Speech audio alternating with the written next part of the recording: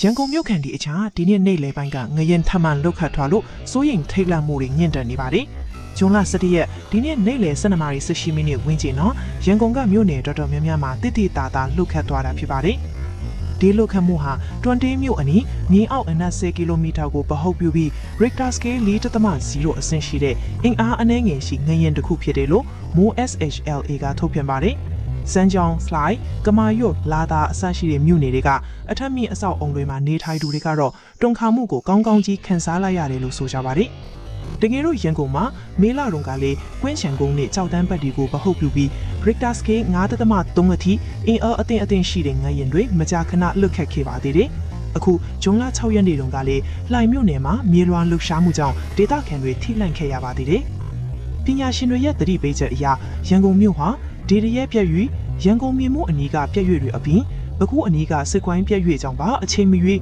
ငရင်ဘေးအန်ဒီရဲ့တက်ရောက်နိုင်ခြေရှိနေကြပါတယ်။မိဘပြည်သူများအနေနဲ့တဘာဝဘေးအန်ဒီရဲ့ကိုသတိပြုပြင်ဆင်ထားနိုင်ကြဖို့တိုက်တွန်းနှိုးဆော်ရင်း JP တွန်းရန်ကုန်မြို့ကိုငလီအန်ဒီရဲ့နဲ့ပတ်သက်ရင်အထူးသတိထားရမယ့်မြို့တစ်မြို့အဖြစ်မြန်မာငလီပညာရှင်တွေကသတိပေးထားပါတယ်။မြို့ကိုဓာတ်ရိုက်ဖြတ်သွားတဲ့အဓိကငလီပြည့်၍မရှိပေမဲ့ရန်ကုန်ရဲ့အနီးပတ်ဝန်းကျင်မှာပြည့်၍တွေနဲ့ငလီကြောတွေကြောင့်ငလျင်ဘေးကိုအထူးသတိထားရမယ့်မြို့ဖြစ်နေတာပါ။ရန်ကုန်နဲ့ဆက်ဆက်နေတဲ့ငလျင်ပြည့်ရွေ့တွေအကြောင်းဆက်ပြောပါမယ်။မြန်မာနိုင်ငံအလဲပိုင်းကိုနိုင်ငံရဲ့မြောက်ကနေတောင်အတိုင်းဖြတ်တန်းသွားတဲ့စကိုင်းပြည့်ရွေ့က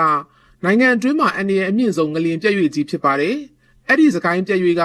ရန်ကုန်ရဲ့အရှေ့ဘက်မှာရှိနေပါတယ်။ဒါတွေမကပါဘူးရန်ကုန်ရဲ့အနီးတစ်ဝိုက်မှာပဲခူးရိုးမအနောက်ဘက်ငလျင်ကျော်ဒေရီရဲမြို့ဝကျွန်းမော်ငလျင်ပြည့်ရွေ့တိုက်ကြီးငလျင်ကျော်နဲ့မုဒ္ဓမပင်လယ်အောက်မှာရှိတဲ့ပင်လယ်ရေအောက်ငလျင်ကျော်တွေရှိနေပါတယ်။ဒီငလျင်ကျော်တွေကရန်ကုန်ရဲ့ငလျင်ဘေးအတွက်ထိခိုက်မှုအန္တရာယ်အလားအလာရှိတဲ့ငလျင်ပြည့်ရွေ့နဲ့ငလျင်ကျော်တွေဖြစ်ပါတယ်။မြန်မာနိုင်ငံမှာငလျင်လှုပ်ခတ်နိုင်မှုနဲ့ထိခိုက်နိုင်မှုကိုပညာရှင်တွေကဇုံအဆင့်လိုက်ခွဲခြားသတ်မှတ်ထားပါတယ်။ဒီသတ်မှတ်ချက်အရငလျင်ဇုံ9ခုခွဲထားပြီးတော့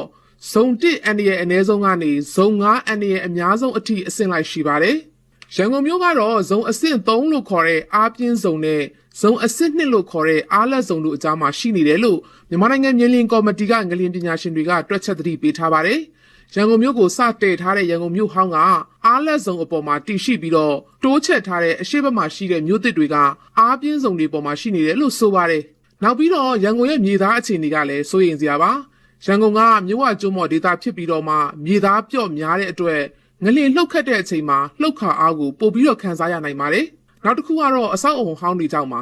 ရန်ကုန်မြို့ရင်းမှာရှိတဲ့အဆောက်အုံအများစုကငလျင်တန်စံချိန်ပြီးအောင်တိဆောက်ထားခဲ့တာမရှိခဲ့တဲ့အတွက်အထက်မြင့်အဆောက်အုံဟောင်းတွေကစိုးရိမ်စရာဖြစ်ပါ